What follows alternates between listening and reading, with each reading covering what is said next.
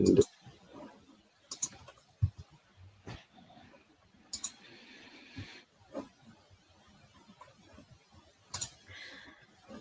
good morning, good afternoon, or good evening, depending on where you are in the world. My name is Sharon Florentine. Welcome to today's webinar, Don't Let Third-Party Vulnerabilities Run Wild, brought to you by MergeBase.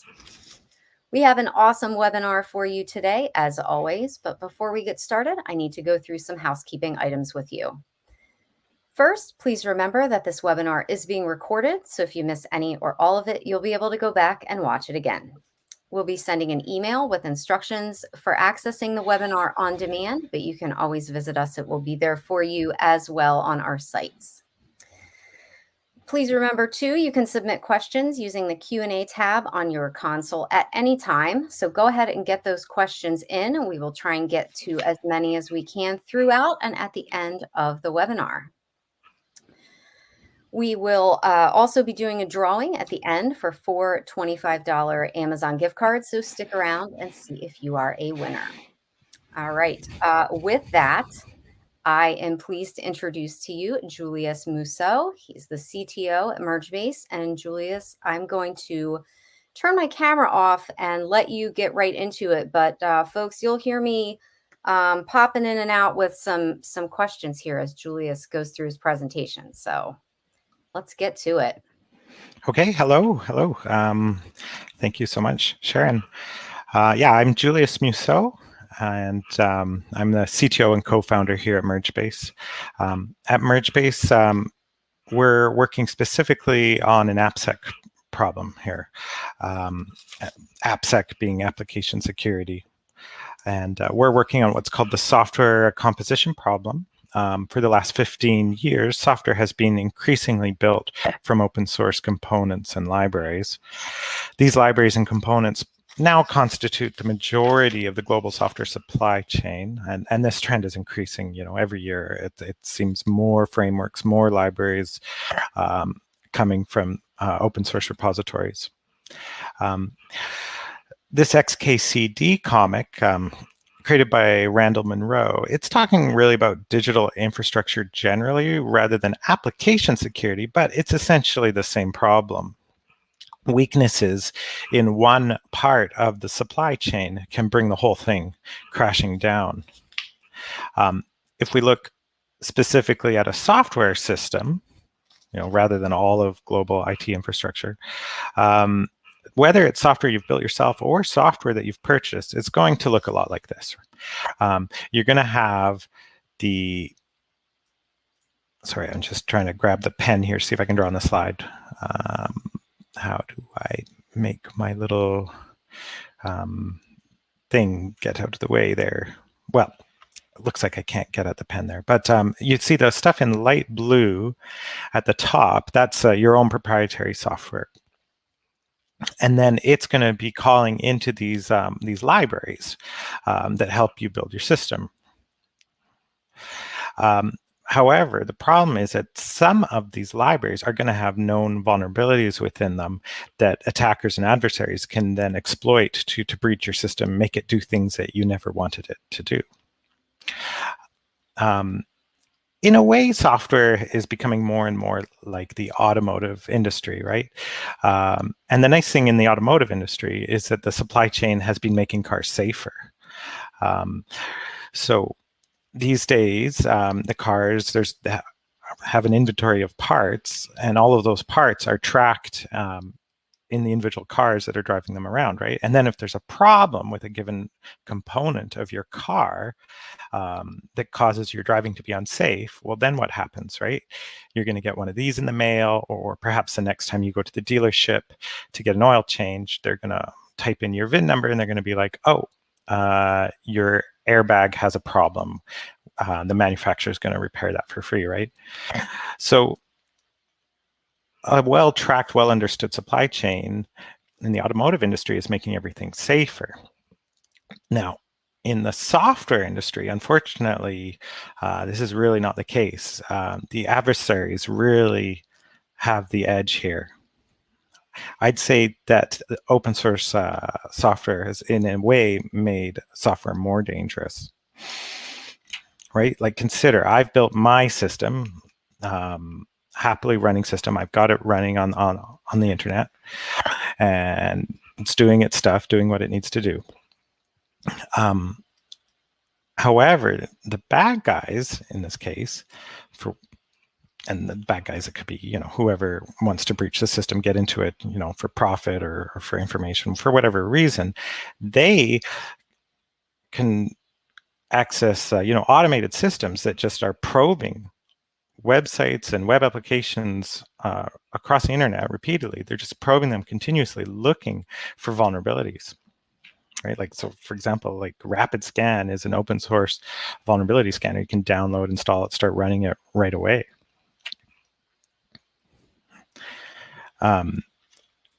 It's so, it's like that, like the developers are doing their best to put together a working system, but meanwhile the attackers, all they have to do is find one exploit, right, and then they can just attempt that exploit against thousands of web applications to see if there's one that they can get into, sort of become a plug and play for exploits.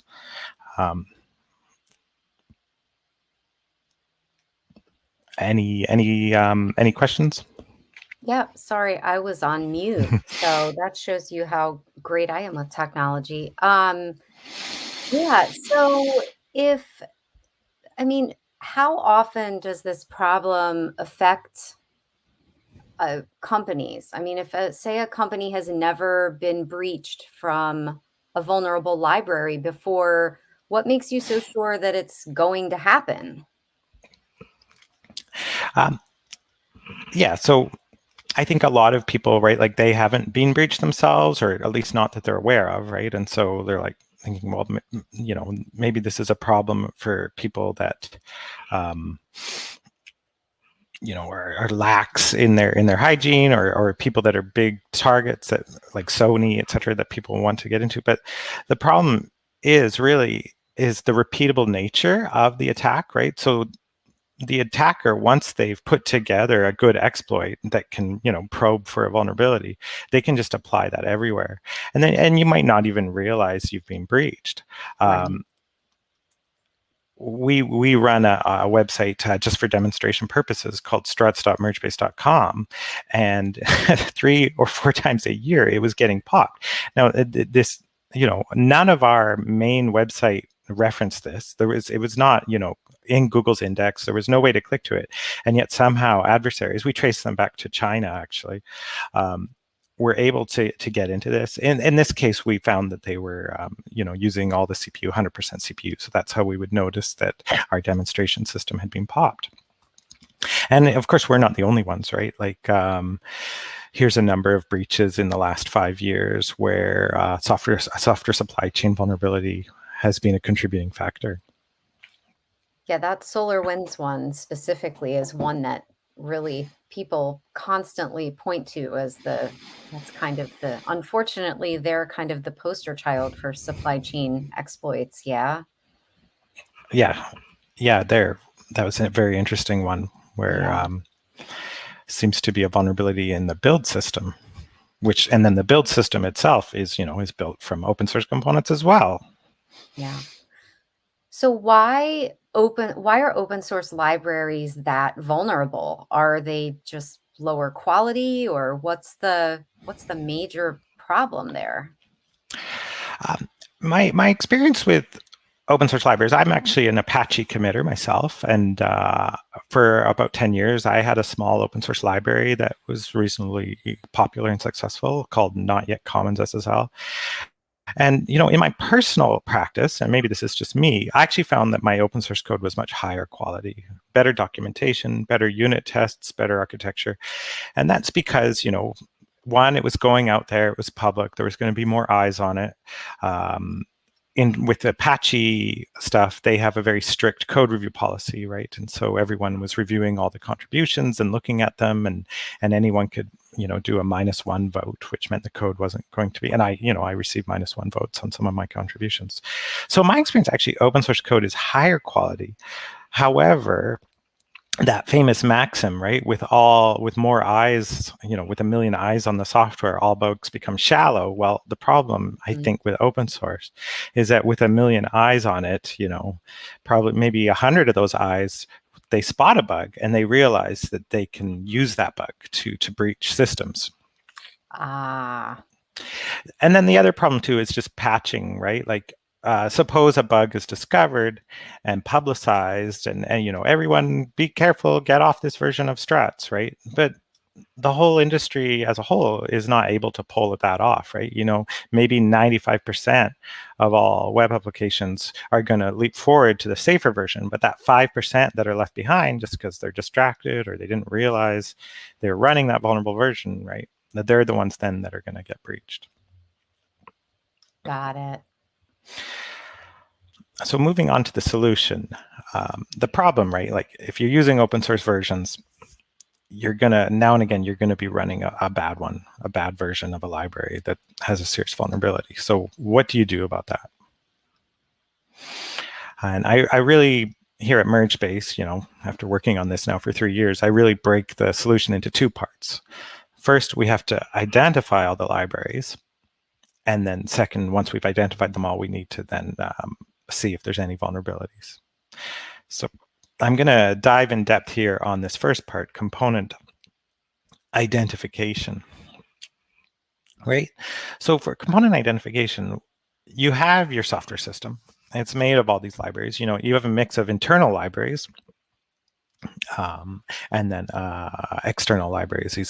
So the light blue ones are the internal libraries that your teams are putting together to build your system, and then the darker blue ones are the open source libraries. And then for each of these, what you need to do is you need to identify its name and its version. So say like, this one on the bottom left corner here, that little square, we're going to be like, well, what is that one? And it's harder than it looks, actually, figuring out their name and their version. You think maybe you could just look at the file, right? It says, commons collections 321. Well, what is that really?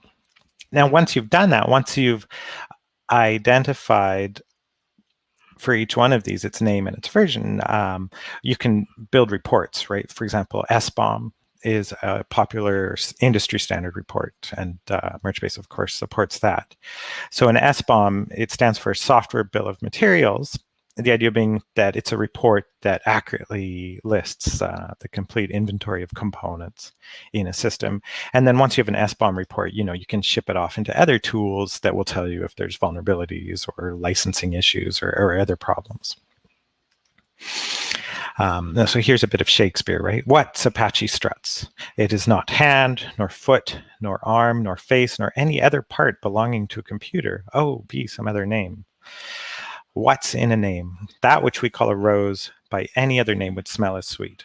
So my point here is, suppose you have Apache struts in your system, but suppose it's been renamed, right, for whatever reason, or suppose just maybe a 50% subset of Apache struts, a partial copy paste happened, and then that partial copy paste got renamed too. The problem is that you're still vulnerable, but because it's been renamed or because its name has become a bit more complicated, you won't necessarily be able to then take your system, generate an SBOM, and cross-check that against the vulnerability database, but you're still vulnerable. Right? So this component identification problem, it really relies on the names being stable, but they're not necessarily. Going more in depth on that, right? You have the way the software components are articulated in source versus in the binary. Right? And so the names can be articulated in a completely different fashion. You have the boundaries of the components. And for example, like when I deploy my small Java web application, right, it's going to sit in one little folder, but that folder then is sitting in a larger JBoss or Tomcat deployment, right? And that's bringing in additional components. So what are we talking about when we talk about a system? Are we talking about my little web application, or are we talking the larger deployment stack? Partial copies, embedded copies. I've seen things where a library contains a library which itself contains a library, right? So what do you do about that? Common practices in software engineering are minification, to make the asset smaller. Obfuscation is rarer, especially with open source, because often obfuscation breaches the copyright license. But there are cases where that is happening. And then, just people building things, sometimes they do weird stuff, right? And so all of these things are challenges that make component identification harder. And then on top of that, right, that's just, when you're looking at the components on disk, all of those challenges are happening. But then also, which phase of your development cycle are you going to apply your component identification? Are you going to try and identify the components in your source control? Or are you going to, do you want to identify them all at the build time? Or do you want to employ them to, identify them all at production, at runtime, right?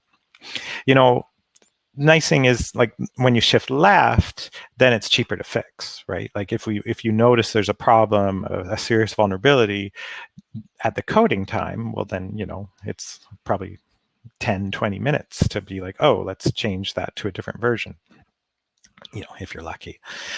Wayne on shifted far right there on the production side, well, that's the reality. That's what we're trying to protect, right?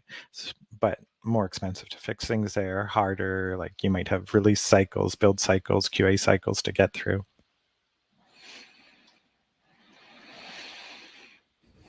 And just to highlight MergeBase's abilities here, we're unique in that you can point us at a source system or a binary system, and we're able to achieve the component identification. And of course, we're going to give you that list of components, as a web report if you like, clicking on the tool itself, or if you want, you can extract it as an SBOM report.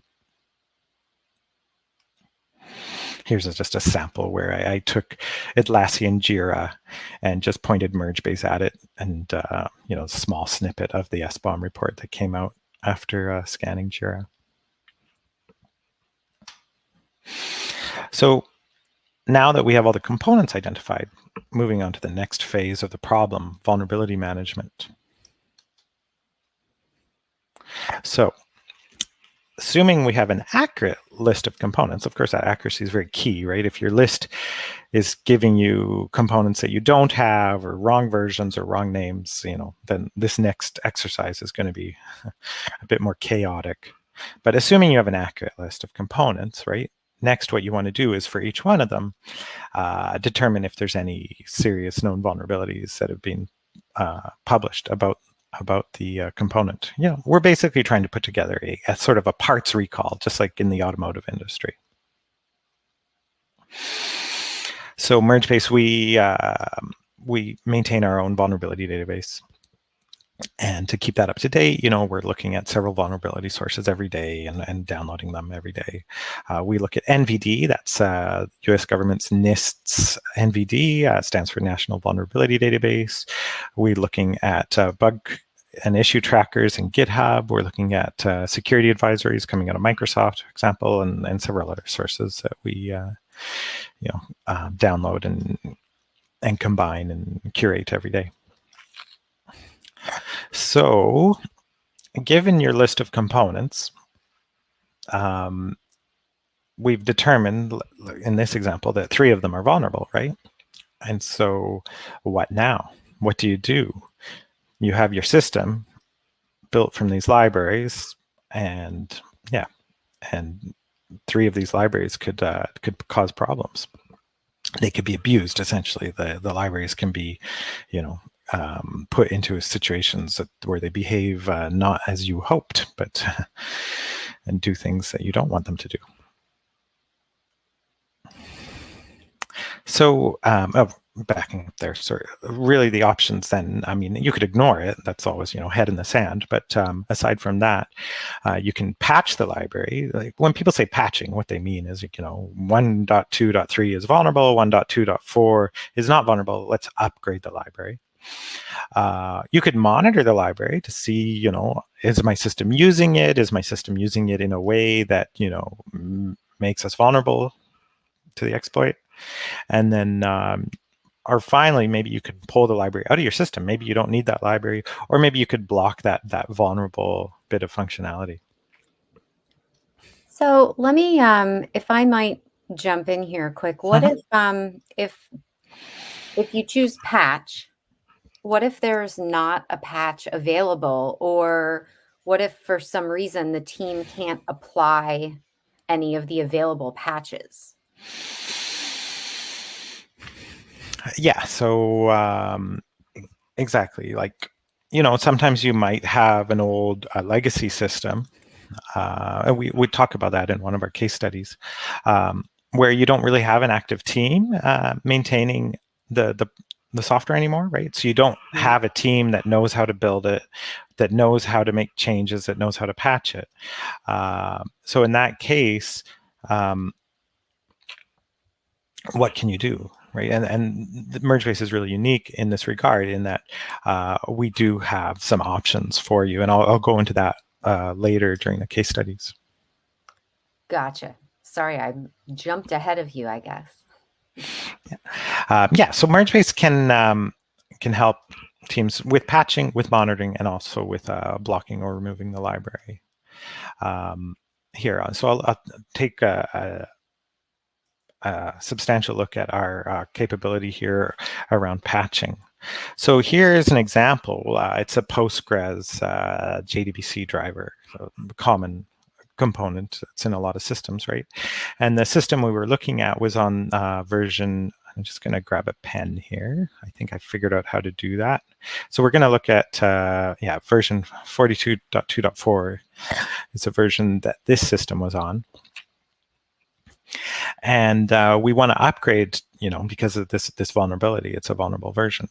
So some of the factors to consider would be, how popular is the version I'm upgrading to? How compatible, reverse compatible is it? And how many vulnerabilities is, right? So like 42.2.4 has this serious vulnerability. Well, should I just go to 42.2.5? That one might still be vulnerable. And then how about if I go to 42.2.12.jre6? Well, I mean, you can see there, it has a lower reverse compatibility score. So maybe that's not a good candidate either. So what MergeBase does is to try and help your team with this patching decision. We try to get all this information in front of you in one spot quickly, so you can see. So for each version here, so this is a version, and this is a version, and this is a version. We have an indicator here of, how vulnerable is it. So you can see by the time we get over here, the vulnerability has been removed. You can see that in the table here too, right? So it went from one vulnerability then to 0 vulnerabilities with the 42.2.13. Meanwhile, these bars here are an indicator of the reverse compatibility with the version we're currently on, right? So recall that we're on 42.2.4. So what we've done is, using data that's available to us, we've taken 42.2.4 and then assessed its reverse compatibility with all of these versions that are in front of us. And so you can see that the ones that, end in .jre6 or .jre7, they have lower compatibility scores, whereas the ones that don't end in that .jre, they have the highest compatibility score at 97% reverse compatibility. Right? And so taking all those factors together, I think what we quickly realized here is that this version has good reverse compatibility, 97% here, and it also has no vulnerabilities, and it's also the most popular of the potential candidates in front of us right now. You can see the popularity of this one is 162 versus some zeros, ones, and then the 12 and a 38. So, that's how MergeBase can help teams with this patching decision, because it's not really necessarily that straightforward.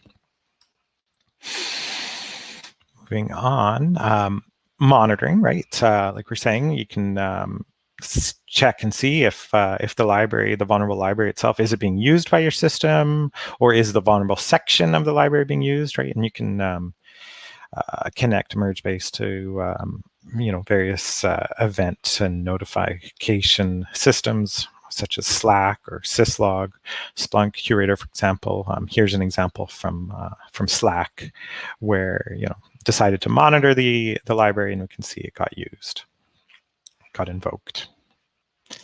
Remediation option number 3 is removing the library or blocking the library. So what's interesting here, right, is because MergeBase is looking at these libraries in runtime, it actually has a notion of usage, right? Like how much is the library, has it been used in the last 24 hours? And then this one right here is really interesting, right?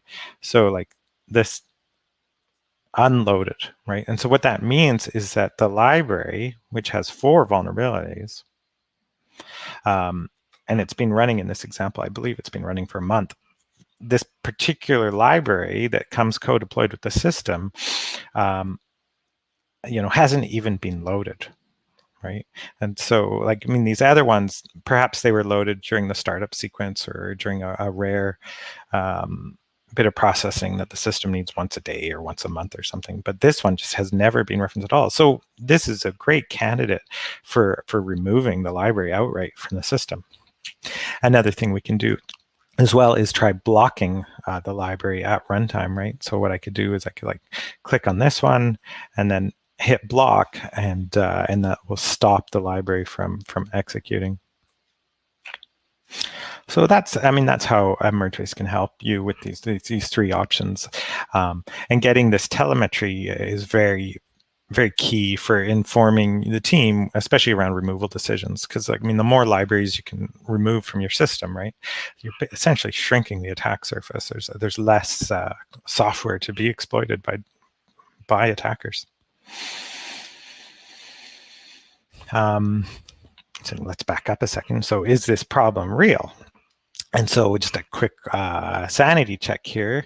Atlassian makes an on-prem version of their flagship products available for teams to try out and deploy on-prem. And so I thought, well, let's grab the latest version of Jira and let's just run it through the scanner and see what MergeBase reports back. Curious if there's anyone in the audience running Jira on-prem. And I guess I should have made that a poll, but we didn't. And any Atlassian staff in the audience? Anyone? You can just pop that right in the chat if you are. We'll take it as a no if not. Okay, well, drum roll here. Let's move to the next slide. Ooh, I put a dot on there. Here's our scan of the latest version of Jira, right? And sure enough, we find Jackson Databind 299, which is a pretty famously insecure version of that library, right? With a lot of different deserialization gadgets are possible when that library is on your system. And in this case, this library was inside a library, like it was nested quite deeply inside another library. So I'm wondering if that might be why Atlassian hasn't perhaps noticed that it's present. And then there's a few other vulnerabilities as well.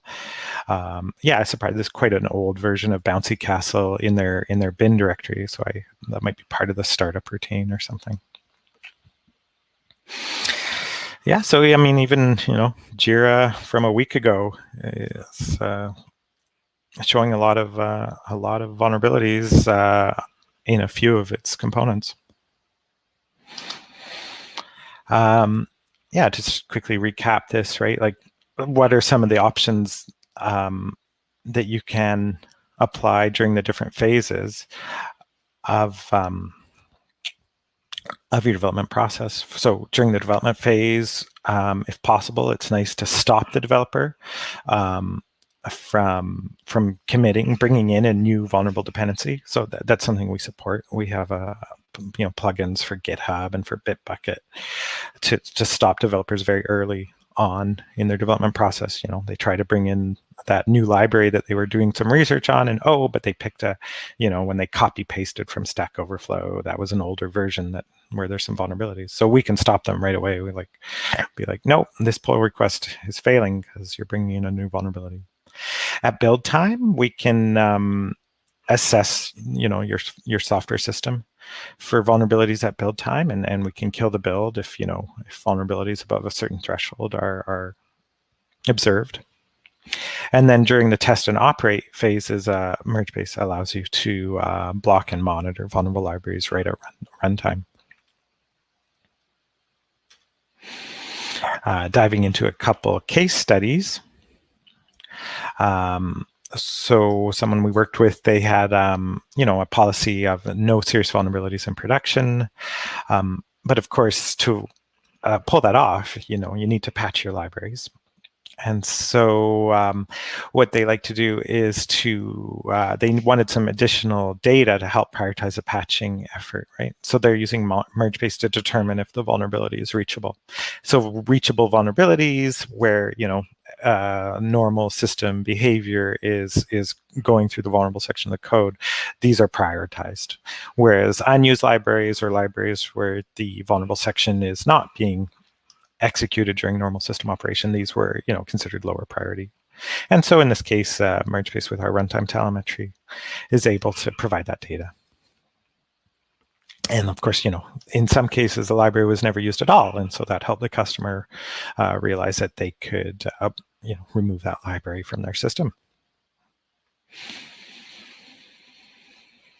However, I just wanted to highlight a myth, a very common myth that we encounter a lot in our conversations, which is if it's not invoked, you're not vulnerable. Right? Well, the famous Struts Equifax breach of 2017 is a counterexample to this. In that case, there was an error handling routine that would trigger if a bad content type was posted, right? Well, nobody ever posts bad content types. And so that error handling routine was never getting invoked during normal operation. And so if you were, watching your system, you'd be like, oh, we're safe. This vulnerable section of code is never executed. But then the attacker can coerce your system into going into that vulnerable section, right? The attacker ends up having far more control over making your system do things you don't want it to, right? I'd say like for denial of service attacks and cross-site scripting attacks, in those cases, yeah, if your execution is not normally passing through those routines, then probably you're not vulnerable. But for RCE, which is remote code execution, often a few of your libraries are being exploited together in concert in ways that they never would execute to create the vulnerability.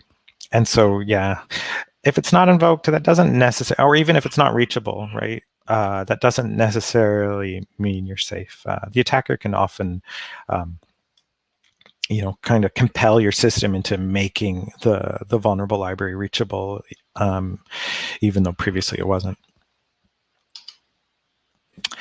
Here's another study in a large bank where they wanted to secure some of their older systems, right?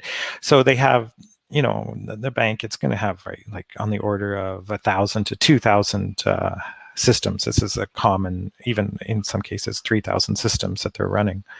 It's a crazy number of systems. Of course, maybe around 200 to 300 of those are actively maintained, actively developed systems, and then the rest are just in a holding pattern. They're stable, they do their thing, they perform their business function. So a new corporate mandate had come in, patch all critical vulnerabilities. But when you don't have active teams working on these older holding pattern systems, really, there's no team available to even do the patch, right? So in this case, MergeBase, allows you to monitor these systems, these older systems, without actually breaking them or perturbing them. You can just shut it down, apply MergeBase to that system, bring it back up, and now all the jar files and components are being monitored for potential vulnerabilities. So in that regard, MergeBase can be a great alternative when you can't patch. Yeah, so I'll give you guys a quick demo here of our runtime capability. I'm going to just share my entire screen so you can see what this webinar looks like from my point of view for 1 second. And there. Okay. So what I've got here is, okay, it wants me to log back in.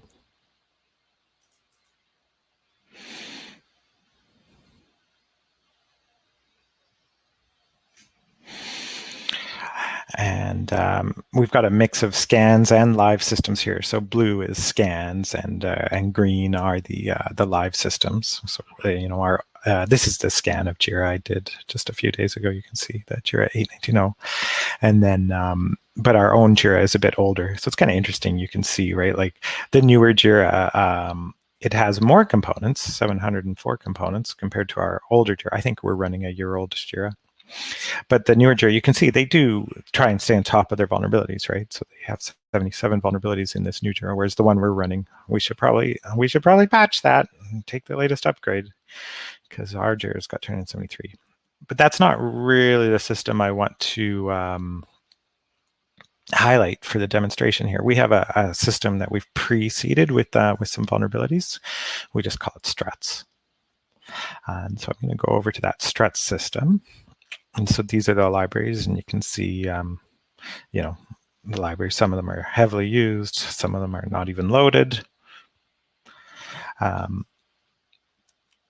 just show just the vulnerable ones. And so I'm going to, and then here's that system, and I'm going to log into it. Not using a very good password. And yeah, just a very simple web application. It's got a form where I can enter some data, and then has another page where I can see the data that I've entered. And then you can, and then you can, over here, as I'm using that system, these invocations are being collected and monitored. I only have a few minutes to do a live demo here, so normally I would, do an attack and breach the system and then show how MergeBase can block the attack. But I think just for the sake of time, what I'm going to show instead, so this library doesn't have any vulnerabilities with it, but I'll just show you that I can, turn that library off, for example. So yeah, success. So the Commons Collections library, which as we see, it has 2 vulnerabilities, which we are suppressing at the moment from our reporting. However, I've turned that library off so that it won't execute in the system anymore. And you can see that then, it turns out that library is part of the rendering of this table. And so when I go back to that table, the table's not rendering anymore because it can't, because that library is no longer allowed to execute. So just go back and turn that library back on. So I'll hit the reset button.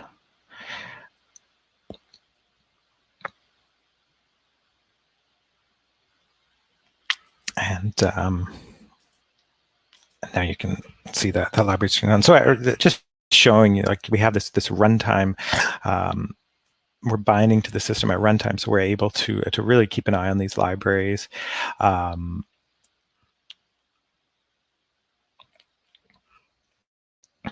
And sure, what was the other one I wanted to show, which was with the, for example, so that's where you're blocking the whole library, but maybe you just want to block the vulnerable code, right? So what I can do is I can just, for example, block the few lines of code that are affiliated with this vulnerability. I mean, this is just a really quick demonstration here of this, of the MergeBase tool and some of its capabilities. Love to really go more in depth, showing off this with demos with anyone who's interested.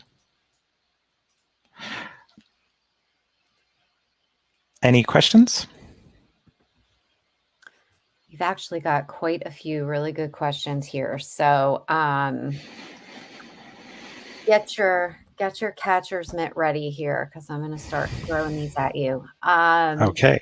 So MergeBase knows exactly when vulnerabilities in the library are executed in production. Is that correct? And how is that possible? Yeah, and that's actually we've been granted a patent on that technology.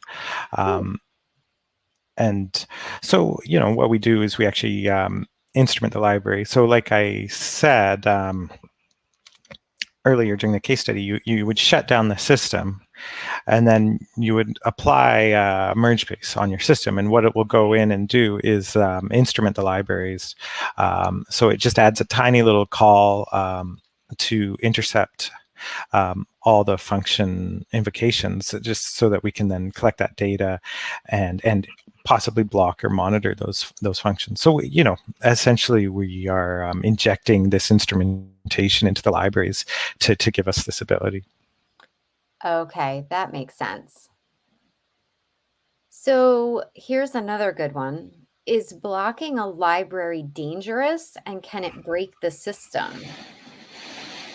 Yeah, of course it can break the system. Yeah, I mean, it's just like any software development activity, right? Adding that line of code, updating that library, removing a line of code, these are all potentially can have negative side effects. And just as I showed in the demonstration, right, like when I blocked the library, this table was no longer able to render. So what we would recommend, if you've got a bad emergency, let's say you've got a really serious vulnerability in one of your running systems, and you need to do something about it now, we would recommend, taking the monitoring approach. And you can monitor the whole library, or you can also monitor by CVE granularity as well. So this CVE affects this line of code. So let's monitor that and see if that's being invoked as well, right? And then if you can build confidence that that's not being invoked, and then block it. Because I mean, really, what you want to avoid is leaving that in place such that an attacker can compel your system to go into that vulnerable section. But just to give yourself confidence that you're not going to break, we recommend doing the monitoring initially. Got it. That makes sense too. Um, so why are there so many unused libraries in a system? Yeah, that's a great question. Um, the reason for that, I think, really has to do with like, why not, right? Like if you're, so you can see all these unused zeros and then a lot of unloaded here in this example. So if you're developing a library, I've been a developer of libraries myself. I've contributed to Apache Commons Codec, Apache Commons Lang, and you might develop a feature in that library, maybe some date formatting or some math or whatever. And then that feature becomes just a small part of the library, but it might require additional libraries to fulfill that feature. So when you're in that, when you're a developer of that library, you're trying to add an exciting new feature and you think, okay, I'll just add an extra dependency and now I have this nice new feature. Meanwhile, the people that are using your library, they might not be using this exciting feature you've added, right? Like this new feature you've added might represent only 1/10 of the library. And, that either 90% doesn't require that dependency. But because, the library developer doesn't, they don't know how you're going to use the library, right? Like they have an idea, this is what this is meant for, but they don't know if you're going to use 100%, and probably not 100% of its functionality. Probably, you're just really focused on your use case. And so you're just going to use a really narrow, limited part of the library to fulfill your requirements. And so, I mean, it really comes down to that, right? Which is, so the library has additional features that you're not using, but they don't know that you're not using them, and so they have to bring down the full, set of potential dependencies just in case you use those other parts of the library. Okay. Okay. And all right, last one for now. Um, so MergeBase can generate SBOMs for systems where you don't have the source code.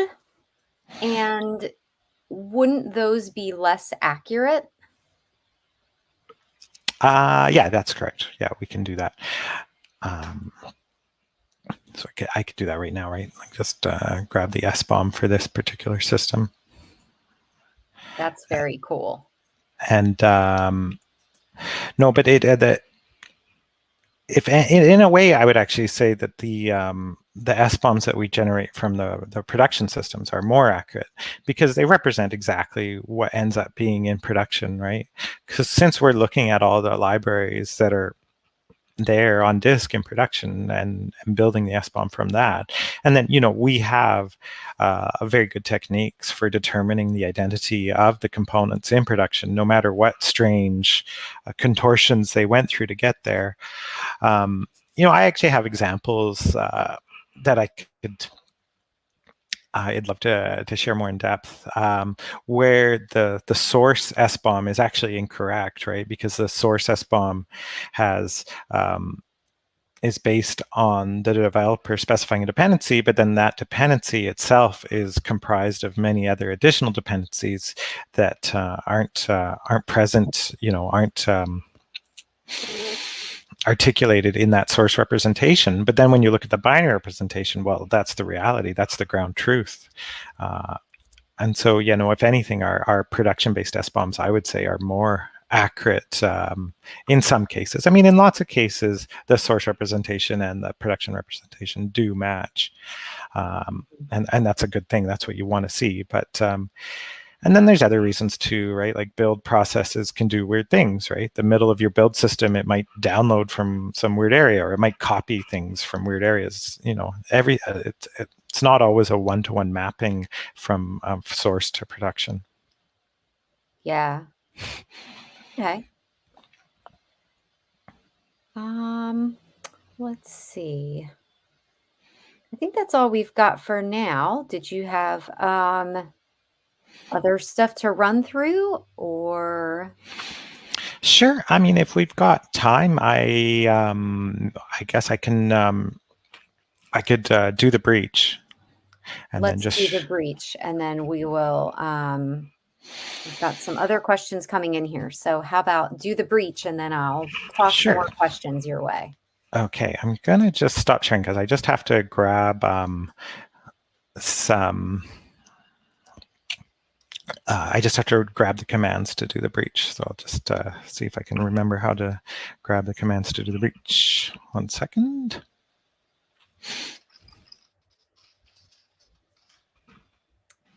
And folks, well, Julius is handling that. Don't be shy. Send in some more questions here. We've got time for them. We would love to get those answered for you.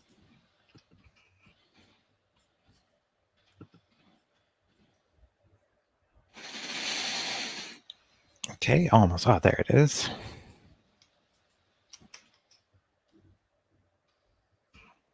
And terminal. And okay, and now I'll start sharing my screen again here.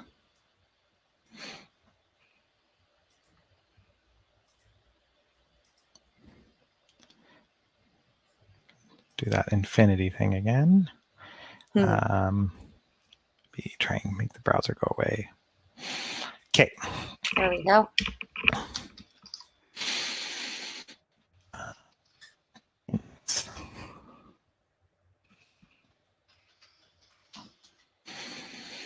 Cybersecurity professionals on the call will be familiar with Kali and with Metasploit.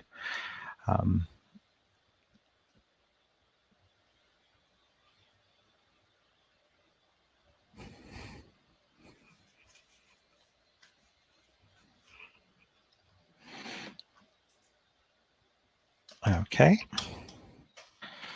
So what I've done here is I've put our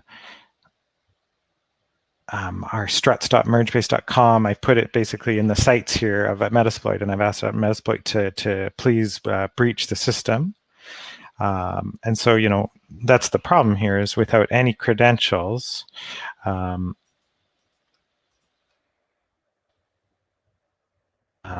we're able to just break right into the system and start executing arbitrary commands.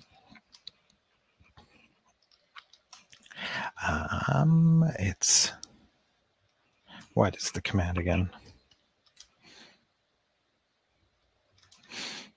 Is it start or run?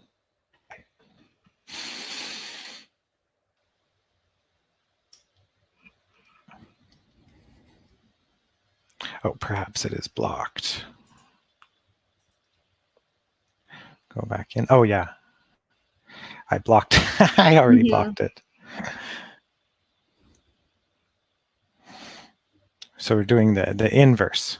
So the system was protected from being exploited by that, and now we're going to remove the protection. Let me just make sure all the blocks are removed. Okay, we're going to remove you as well. No, you're just monitoring, and you're just monitoring. Okay.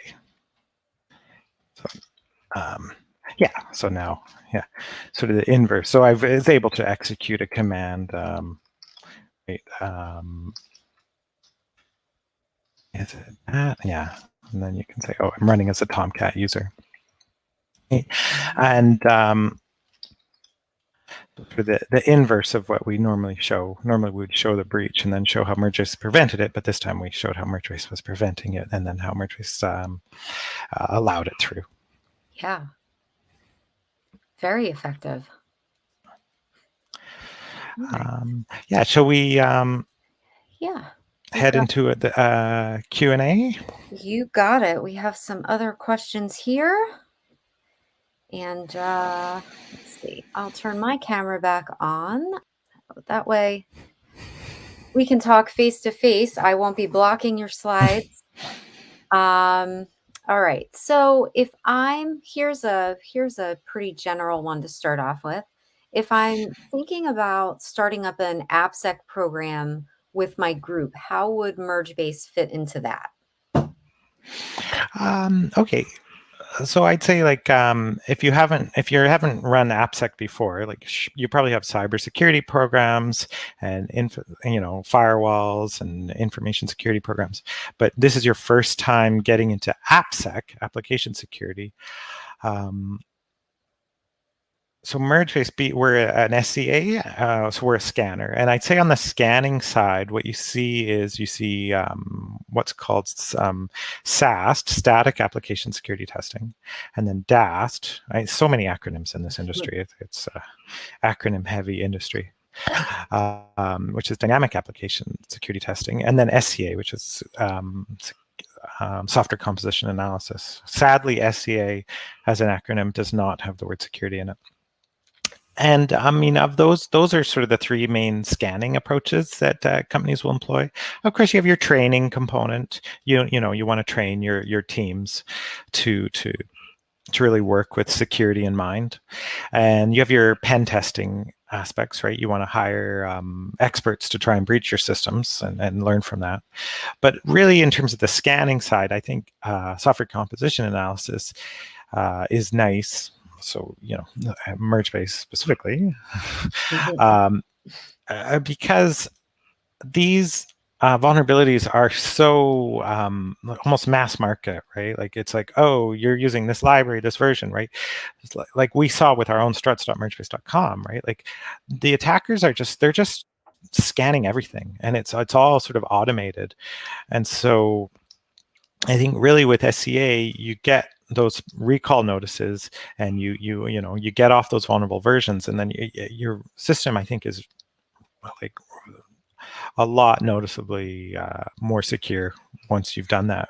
Whereas with the SAST, the static application testing, like really what that is looking at your own source code and trying to look for insecure coding patterns within your own source code. But the attackers are going to have, they don't have that visibility into your system. Whereas with the vulnerable libraries, it's really just, plug and play, just like, automated probing. Are they running this version of this library? Are they running Heartbleed is kind of almost an example. Right. Yeah. Okay. So to kind of build on that, we have a question here that's talking about how most SCA tools are integrated with development processes, so they're like shifted left. But I know you were talking earlier about how MergeBase can also integrate with running systems in production, so they're like shifted to the right. So why is it done that way? Yeah. So, I mean, obviously, we compete with the other SCA tools in the space, right? And so we can shift left as well.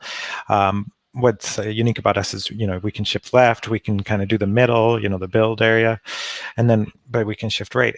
And for us, that was just important because when you shift right, to the production runtime, and those are the crown jewels. That's what you're trying to protect.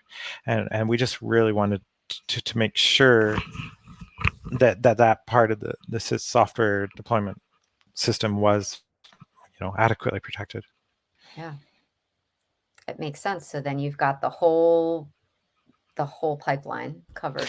Yeah, I mean, if you look at the Equifax disaster, right, the debacle in 2017, right, like that was not I don't believe that was an actively maintained system. It was one of these holding pattern, older legacy systems. It was running on Sparks, right?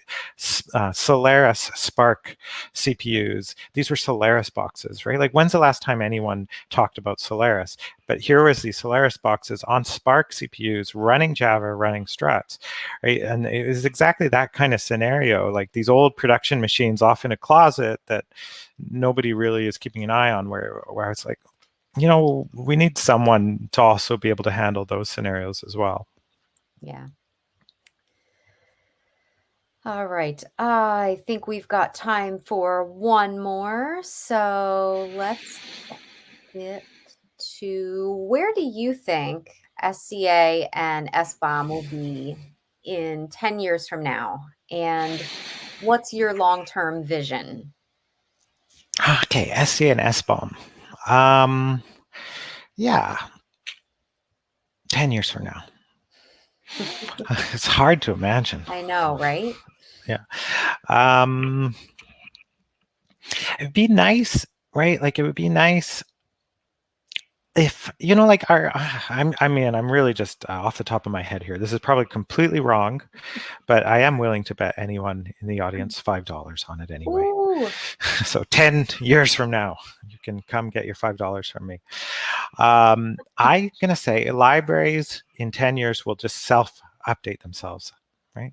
That seems insane, doesn't it? Because that means the system would have to tolerate that. So you build a system, and then your libraries in production are just self-upgrading just at night by themselves, right? And so, yeah, I mean, the consequences, the implications there are sort of insane. Like, I've never tested this. I've never tested this. This combination of libraries, like, how would that ever work? But maybe it's one of those things where if you just say it has to be this way, then it sort of magically works. It could be. I guess we'll have to meet back here in 10 years and find out. Yeah. I'm trying to think. Let's say, should it be, I'll say at least 20% of systems will have at least 20% of their libraries self-upgrading Okay. in 10 That years. seems like a safe bet. Yeah. That's safe. And then, and so people can get, and $5 American, by the way. Oh, Not okay.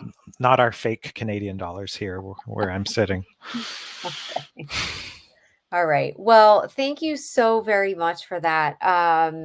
Just a reminder to the audience before we close down, the session has been recorded. So if you missed any or all of it, you'll be able to go back and watch it again. We will send you an email with instructions for accessing this webinar on demand. So keep an eye on your inbox for that.